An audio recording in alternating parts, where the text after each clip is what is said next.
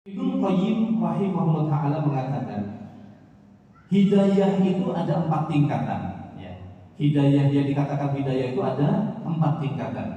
Tingkatan pertama ada namanya hidayah ammah atau gorizah, yaitu berupa insting bagaimana dia bisa bertahan hidup di dunia.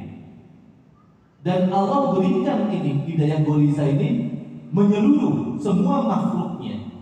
Bahkan seekor cecak saja itu oleh Allah diberikan insting ya. Cecak itu makanannya apa? Nyamuk. Nyamuk itu nempel di dinding apa terbang? Terbang. Tapi kenapa kok bisa? Allah memberikan insting. Allah mengkodar ada di dalam tubuh cecak suatu enzim yang mana disenangi oleh nyamuk, sehingga nyamuk itu akan terbang tapi mendekati cecak. Dan cecak oleh Allah diberikan apa? Alat untuk menyantap nyamuk lewat apa? Lidahnya. Ini kan berarti gorizah namanya, insting. Apalagi manusia. Hidayah yang kedua, jenis hidayah kedua adalah hidayah berupa adalah menunjukkan. Dan ini semua manusia bisa. Ini yang benar, ini yang salah, ini yang hak, ini yang batil, ini yang akan menyebabkan masuk surga, ini yang akan menyebabkan masuk neraka. Orang bisa semua menunjukkan itu. Punya kemampuan itu.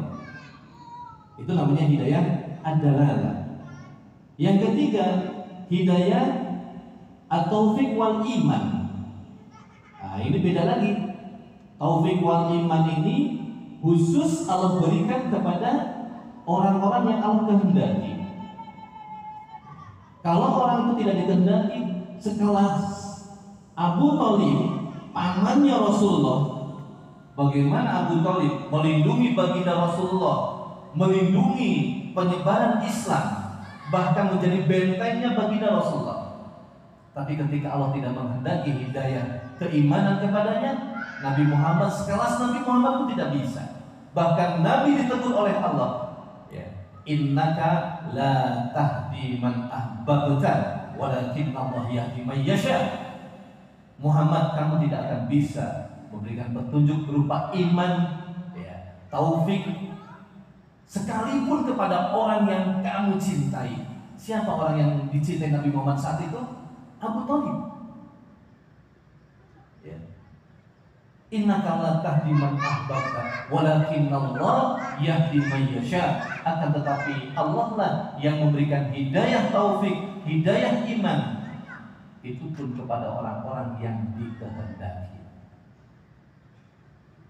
Ma'asyiral muslimin rahimani wa rahimakumullah. Maka kalau kita melihat dalil-dalil seperti itu, ya Allah, berupa harus benar-benar kita bersyukur kepada Allah Subhanahu wa ta'ala.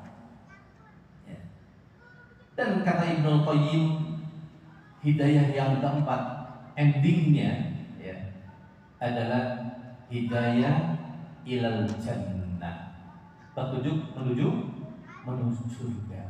Ini makanya kenapa kita seorang muslim ya, oleh Allah diperintahkan minimal 17 kali minta hidayah. Ihdinas siratal mustaqim siratal ladzina an'amta 'alaihim ghairil maghdubi 'alaihim waladdallin. Ya Allah, tunjukkanlah kami kepada jalan-Mu yang lurus ya Allah, yaitu jalannya orang-orang yang telah Engkau beri nikmat. Di dalam surat An-Nisa dijelaskan tafsirnya siratal mustaqim adalah jalannya para nabi, para as-siddiq, asy-syuhada, as-sholihin. Bukan jalannya orang-orang yang maghdub. Siapa maghdub? Orang-orang Yahudi. Kenapa orang-orang Yahudi dicap oleh Allah maghdub? Karena orang-orang Yahudi itu dia punya ilmu, tapi ilmunya tidak diamalkan. Jadi maghdub. Waladdallin, dan juga bukannya orang-orang yang sesat. Siapa yang masuk kategori zalim? orang-orang Nasrani. Kenapa dikatakan sesat?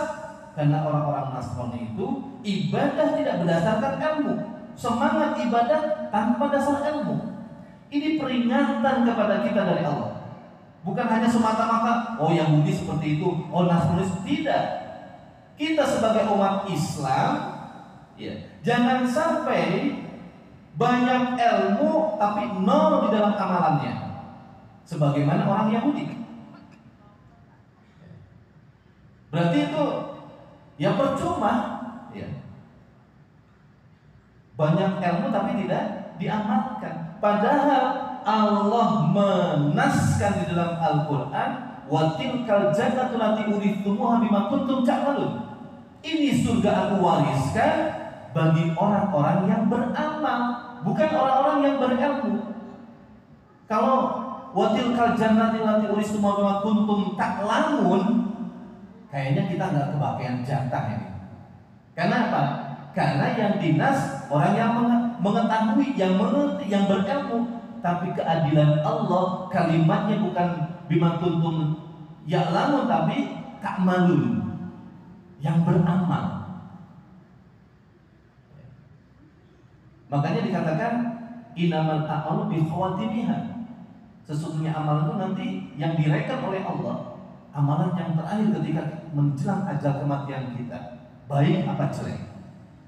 Nah inilah masalah muslimin rahimani wa rahimakumullah yang harus betul-betul kita sadari, ya. Jangan sampai kita seorang muslim kita beramal sebagaimana orang Yahudi, banyak ilmu tadi malas beramal, atau bahkan seperti orang Nasrani. Orang Nasrani semangat ibadah tanpa dasar ilmu, ya jelas tertolak.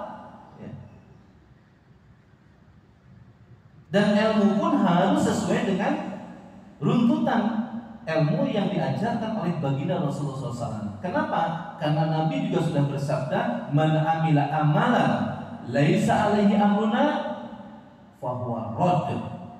Siapa saja yang beramal tanpa dasar, ya, ilmu yang telah aku ajarkan, tidak sesuai dengan apa yang aku amalkan, maka amalan tersebut tertolak.